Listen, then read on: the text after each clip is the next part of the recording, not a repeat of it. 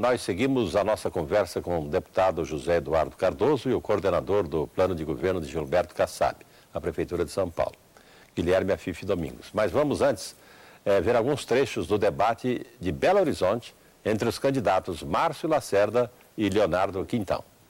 A sua parceira, João Moraes, colocava no site dela: Márcio está enrolado no assunto mensalão. Márcio participou do mensalão. Eu pergunto agora a você, Leonardo. Você acredita nessa acusação? Você tem alguma prova contra mim? Candidato Márcio Lacerda, eu tenho um respeito muito grande pelo senhor. O senhor tem idade para ser meu pai, e isso eu respeito muito. Agora, quando você disse que a minha companheira, João Moraes, a Jô, ela fez a campanha dela, e eu fiz a minha. Quando eu disse da internet, é para você ver os planos de governo dos candidatos. Quem tem que acreditar ou não é o eleitor, não sou eu. Nas investigações da CPMI dos Correios, ficou afastada qualquer possibilidade de envolvimento do senhor Márcio Araújo Lacerda com recebimento de recursos provenientes de fontes que abasteceram o mensalão. O que o senhor pretende fazer para ordenar, como diz o seu plano de governo, evitar o que o senhor chama de colapso do transporte em Belo Horizonte? O meu plano de governo não tem nada mirabolante.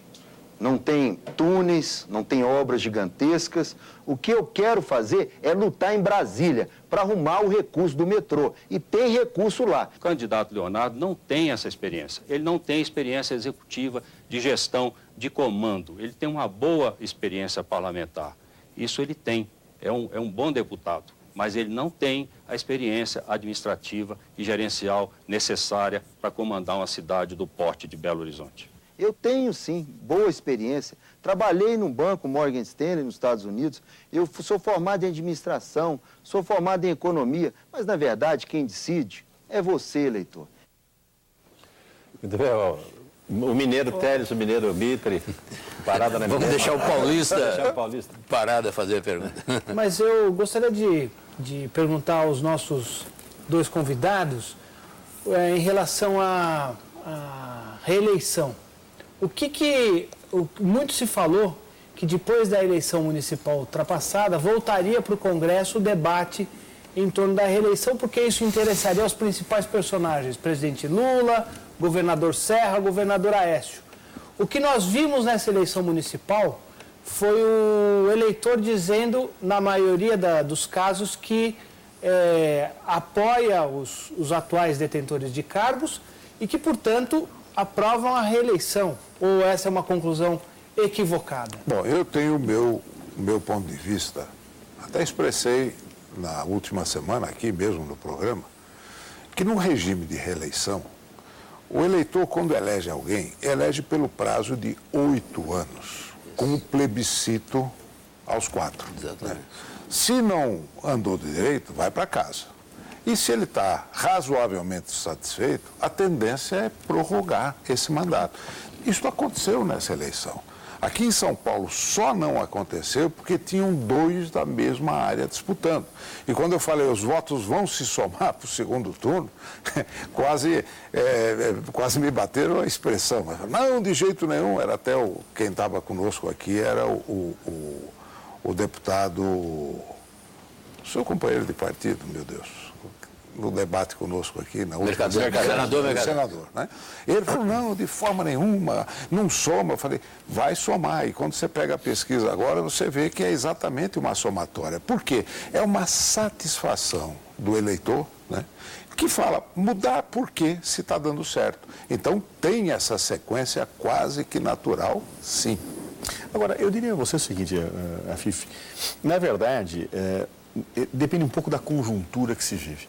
Nós estamos vivendo um momento de estabilidade econômica, de crescimento do país, em que o governo federal aportou muitas verbas para os poderes municipais. Isso favoreceu imensamente os atuais prefeitos. Ou seja, os atuais prefeitos foram favorecidos pelo momento. Se tivéssemos vivido um momento de crise, um momento outro, talvez a situação não fosse a mesma. Mas seja como for, eu acho que quando você começa um segundo turno, você tem um segundo momento, um momento distinto, um momento em que os projetos se polarizam, né? As eleições que acabaram em primeiro turno, tem uma realidade, porque aí você tem vários candidatos, você tem uma pulverização de disputas. Mas quando você coloca um segundo turno, especialmente como nesse segundo turno aqui em São Paulo, em que você tem alinhamentos muito antagônicos, históricos na cidade, históricos no país, você pode ter uma realidade que talvez ultrapasse esse limite do plebiscito. Ou seja, mas há clima na Câmara há clima na Câmara para voltar à discussão sobre o fim da reeleição? Olha, no bojo da reforma política, sim, porque eu acho que nós temos que enfrentar essa questão da reforma política agora no ano que vem.